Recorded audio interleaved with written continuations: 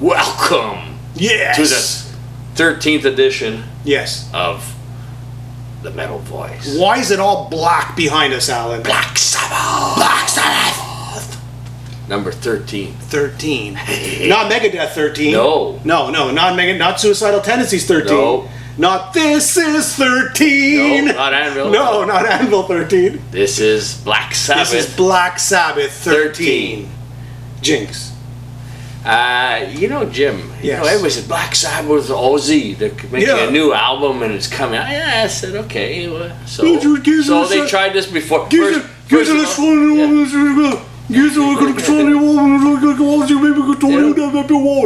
first you say, okay, I'll believe it when I see it, right? Because they've tried this on numerous occasions. And then a bill drops out. Oh, here you go. We're starting already. So I really wasn't expecting too much, you know? And this is an amazing album. It's amazing. This is incredible. Incredible album. The sound production is it's a big sound. What would you say? Masters of Reality. Well, there's parts of that, for sure.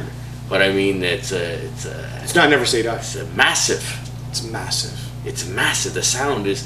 That's what you want. That's what everybody wanted. The original band, minus Bill, of course, back, and they wanted to get that sound, the Riffmeister, the doom and gloom. Yes. And it's all right there. It's exactly what people were hoping for, and they succeeded. I did. You know what? They succeeded in the expectations of everyone, right? You know what the strange thing was, that I love Dio. Hey, don't get me wrong, I love Dio, but Heaven and Hell, it was okay, right? It was kind of like, I mean, it wasn't a Heaven and Hell. Yeah. It wasn't a Mob Rules. No, it was a dehumanizer for the 21st century. Yeah. You know? Whereas Black Sabbath, you think they kind of like, they'd be a little weaker over the years, but man, Ozzy sounds amazing. Well, let's get that. Tony Iommi. God is Dead. I mean, there's parts of that you swore was probably a part of a song that was going to be on the follow-up for Heaven and Hell. Yeah. But there's other ones like Damaged Soul and Zeitgeist. Zeitgeist. Those two, you swear it was the old. They could have been anywhere from Technical Ecstasy period or the, I should say the Planet Caravan, even Paranoid, like that sort of. Yeah, that's right. Yeah, there's some off of Paranoid. Yeah. So Live Forever. I mean, they've got a Children of the Grave it's got that vibe. Yeah, kind of a riff. And my favorite off of that is the end of the beginning, the first song. Track. The first track is a great way to open up the album. Yeah, and it's one of my favorites on the album. I agree. There's 8 tracks. I mean, you don't need more. All killer, no filler. Yeah.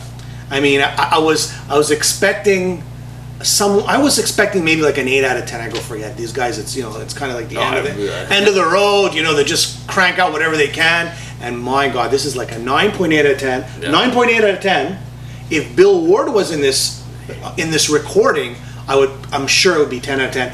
That's the only thing that I missed in this album. But he does a good job impressing or trying to get the sound as if Bill was really playing. I think that's a really important part of the album. But like you said, there's how many songs? There's like 6 songs, 7 songs. They're all like 24 minutes each. So there's like 8 songs, and you can hear parts. That part of that song. Well, that could have been off of Sabotage. And this one reminds me of, like you said, off the Paranoid album. Yeah. So there's a lot going on, but they succeeded. Yes.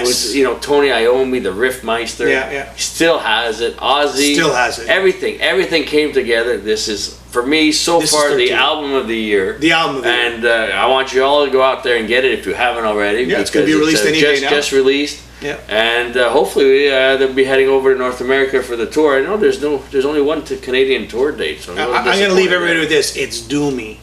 It's melodic. It's creepy. And I don't think they could have made this album 10 years ago. They tried.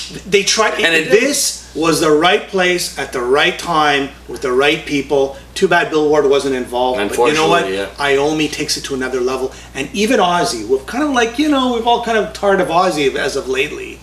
Ozzy sings phenomenal. And the lyrics, again, they're moody and creepy. And Geezers has his hand there.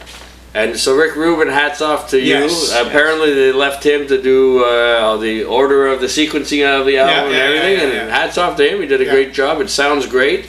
I know he's been wanting to do this for years and had some lesser success with AC/DC and some other bands, but with this one, he really hits a home run. So Black Sabbath, This Is 13, go get it. It's a must-have.